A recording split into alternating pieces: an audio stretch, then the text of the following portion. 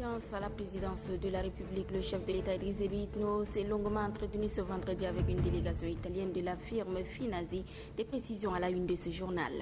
Le gouvernement vole au secours des victimes de la sous-préfecture de Zouar, Wour et Gouboun dans le Tibesti. Une mission conduite par la ministre de l'Action sociale a été dépêchée sur le terrain. La nouvelle équipe de la mairie de N'Djamena, conduite par son premier chef, poursuit sa visite dans les différents arrondissements de la capitale. Le deuxième arrondissement était à l'honneur aujourd'hui. Voilà pour les titres, mesdames, messieurs, bonsoir et bienvenue dans cette édition. À la une de l'actualité ce soir, le président de la République, Idriss Déby Itno, a échangé ce midi avec une délégation italienne de la firme de Finasi. La construction d'une usine de fabrication de médicaments de base au Tchad est le principal point abordé au cours des discussions. Nassour Noudjiti, reportage. 2 mois après avoir fait l'annonce de la construction d'une usine de fabrication de médicaments de base au Tchad, au 13e Forum pharmaceutique international tenu à N'Djamena, le président de la République, Idriss Déby Itno, reçoit en audience une délégation italienne de la firme Finasi, conduite par sa directrice, Madame Enrica Penetti.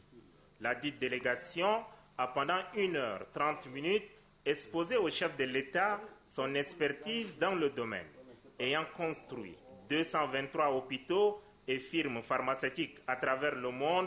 Finasi se propose d'accompagner le chef de l'État dans sa politique d'accès aux médicaments pour décourager la population à consommer des produits pharmaceutiques douteux. La production va permettre de couvrir tous les besoins du Tchad et aussi exporter. Et là, on pense qu'avec la technologie italienne que nous on porte et la formation du personnel, on peut faire vraiment ensemble un bon travail. Séance tenante, le chef de l'État a marqué son accord pour le dit projet. Instruction est donnée au ministre des Affaires foncières pour l'octroi d'un terrain. La délégation italienne et la partie tchadienne se réuniront dans les jours à venir pour signer un contrat en bonne et due forme. L'usine sera implantée ici à N'Djamena. Monsieur le Président, il nous a donné un terrain formidable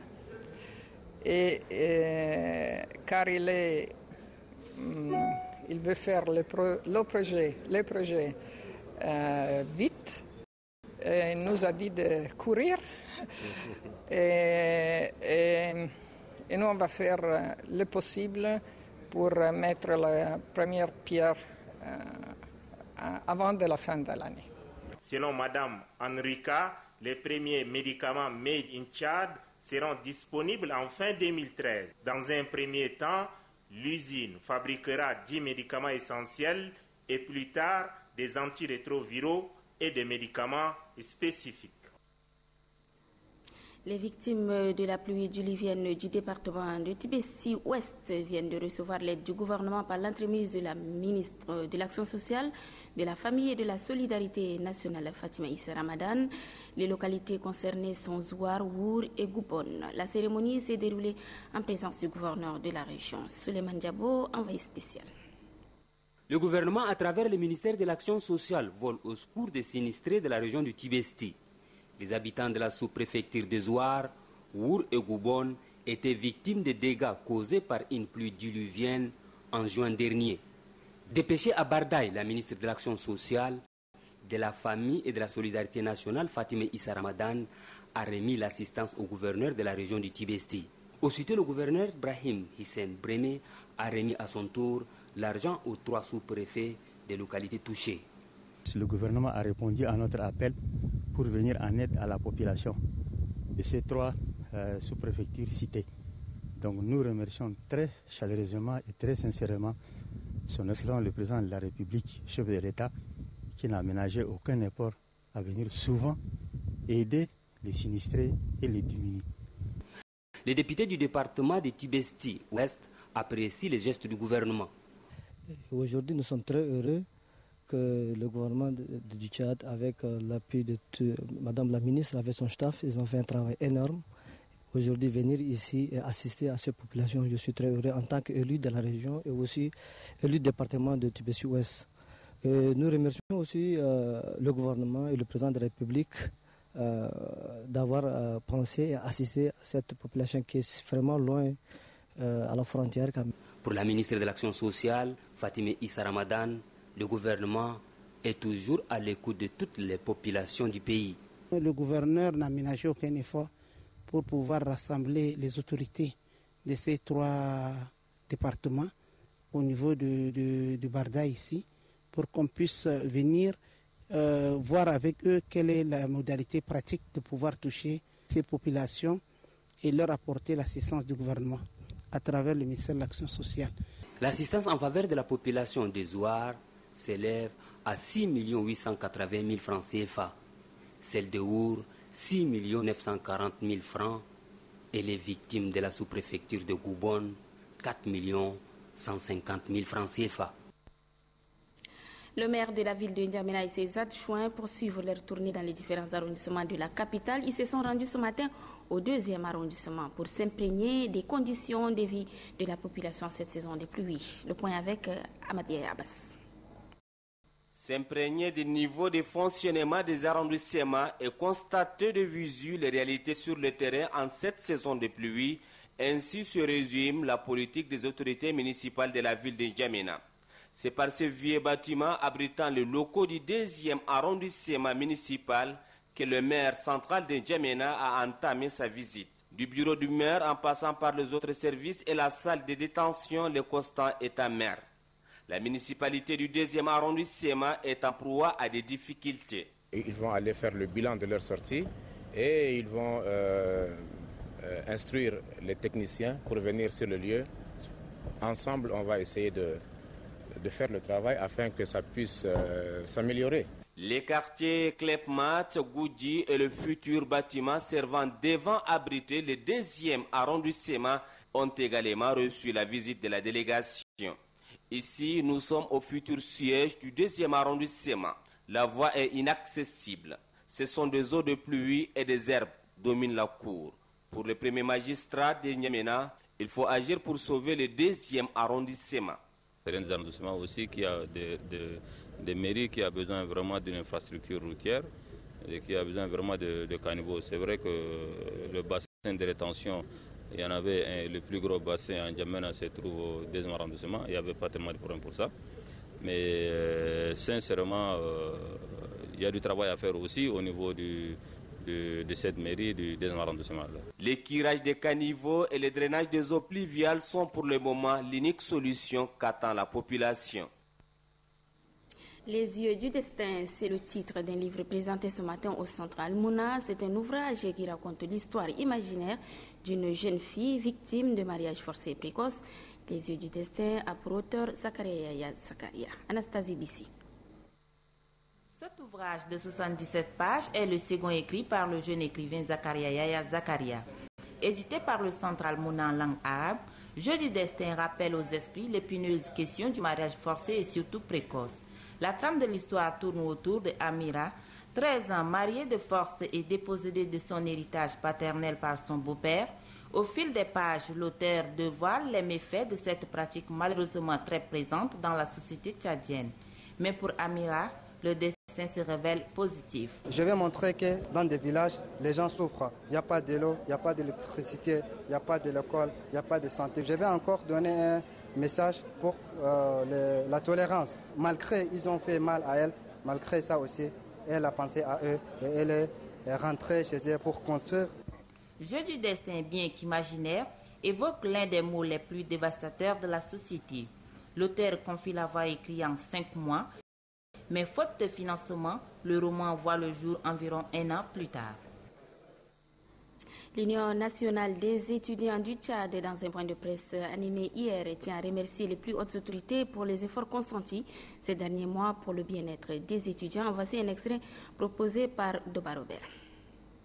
Le président de la République lui-même, pour sa volonté sociale, orientée vers la jeunesse tchadienne, a offert un don de 17 000 ordinateurs, dont 6 000 ont été répartis entre les différentes universités, instituts universitaire public. Au constat d'une telle volonté manifeste, l'Union nationale des étudiants tchadiens voudrait par cette conférence de presse, au nom de tous les étudiants tchadiens, exprimer sa satisfaction et remercie de vive voix son Excellence le Président de la République Idriss Déby Itno et ses collaborateurs. En outre, l'UNED demeure confiante quant à la venue de la seconde vague des ordinateurs pour que chaque étudiant ait son ordinateur selon le propre terme du chef de l'État lui-même.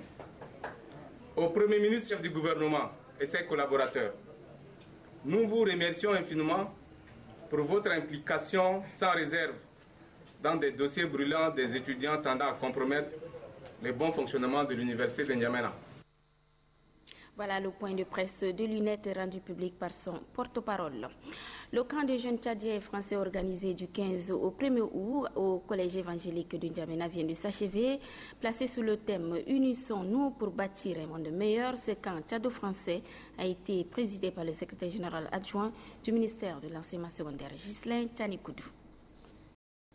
Rencontre entre deux mondes. Ce camp qui a regroupé les jeunes évangéliques tchadiens et français témoigne d'une amitié historique entre les deux pays. L'objectif du camp est de faire des jeunes des citoyens responsables de demain. D'où le thème « Unissons-nous pour bâtir un monde meilleur ». Si cette rencontre est initiée par des Tchadiens, elle a bénéficié d'une expertise française. Pour relever ce défi, des jeunes Tchadiens organisés en équipe d'ateliers ont bénéficié des formations en menuiserie, reliure et techniques d'animation et de formation des jeunes. Grâce aux techniques acquises, ces jeunes ont réhabilité entre autres des livres et réparé des tables. Le camp a été dirigé par Daniel Goldschmidt. Il se réjouit des résultats. Pour lui, ce camp est une idée de construction dans l'unité. Le proviseur du lycée-collège évangélique, Dr Ngaudande Rotag, au regard des résultats obtenus, se félicite de l'abnégation des jeunes campeurs. Quant au président du bureau général des églises évangéliques au Tchad, pasteur Assoué Paul, il a affirmé que l'éducation est une pierre angulaire pour bâtir un monde meilleur. Le maire adjoint du 6e arrondissement, Yessen Tinde Gervais, se dit émerveillé par l'ambiance qui a prévalu et les activités réalisées. Même sentiment de satisfaction au ministère de l'enseignement secondaire. Je me réjouis d'apprendre qu'en si peu de temps, vous êtes arrivé à réhabiliter 600 livres, relier 70 autres, réorganiser la bibliothèque, réparer 60 tables-bancs et arranger près de 100 tables-bancs. C'est par cette chorégraphie symbolisant l'unité dans la diversité pour un monde meilleur que les lampions se sont éteints sur le camp des jeunes Tchadiens et Français. Nous bouclons ce journal avec cette triste nouvelle. La série noire au sein des footballeurs continue. L'ancien international tchadien Topar Luc alias Loco n'est plus. Il s'est éteint à l'hôpital général de référence nationale. Récit Korilomor. Repéré très jeune par Sokolov, l'entraîneur russe, en 1973, Topar Luc, appelé affectueusement Loukou par les parents, s'est révélé un grand ailier dans Asbadja. Appuyé au milieu de terrain par Ngabere et Tala, cet ailier de débordement était capable de réaliser des miracles dans un match. Adulé par le public ndjamenois pour ses dribbles chaloupés et entraînants, ses touches de balle remarquables. Entre le mur et la peinture, Loco pouvait vous servir une balle de match. Sur un terrain, Topar Luc était toujours étincelant. Très remuant en attaque, toujours intelligent et espiègle, un geste, deux mouvements, Loco mettait dans le vent les défenseurs qui le marquaient à la culotte. Loco a écrit une belle page d'histoire du football tchadien contre la Chine en 1979 au terrain de la Concorde, où Loco avait donné 3 occasions de but et généralement Eli Koumdé, son complice, s'illustrait de fort belles manières pour marquer des buts. Au plus fort de la guerre civile de 1979, Loco a évolué dans AS Coton Tchad de Moundou avant de déposer ses valises en 1983 à Koyi de Maroua au Cameroun. De retour à N'Djamena, il a rallié AS Coton Tchad avant de finir sa carrière en 1990 dans le club Tourbillon. Sanda Yerima était longtemps son coéquipier. Loco était un grand ami à moi, un frère. Nous avons séparé, nous avons partagé toujours les mêmes choses, même jusqu'au niveau de lieu de service. Moi, j'avais travaillé 1 an avant lui, plus de 2 ans avant lui, mais quand il était venu, je l'ai sollicité et on travaille encore dans le même service, au service des APRO. Ça veut dire que entre Loko et moi, il y a beaucoup de choses qui se sont passées. Et je regrette amèrement la disparition de cet homme que j'ai connu depuis bas âge, que nous avons partagé beaucoup de choses ensemble. Fini ses rires amicaux et ses tapes dans le dos. De son vivant, Loko aimait fredonner la chanson Noudjal de l'orchestre Chari Jazz. Topar Luc sera inhumé samedi 4 juillet 2012 au cimetière de Toukra. Va en paix, monsieur le gauchier. Et oui, ainsi va la vie. Toutes nos condoléances à la famille éplorée. Fin de cette édition, à suivre dans un instant le dossier spécial le 8 août avec Adef Amate Benrama. Ce dossier porte aujourd'hui sur l'économie d'une manière générale et plus particulièrement sur les actes posés durant la première année du quinquennat en cours du président de la République. Il est signé Adef Amate Benrama. Je vous retrouve à 23h30 avec le même plaisir. Bonsoir.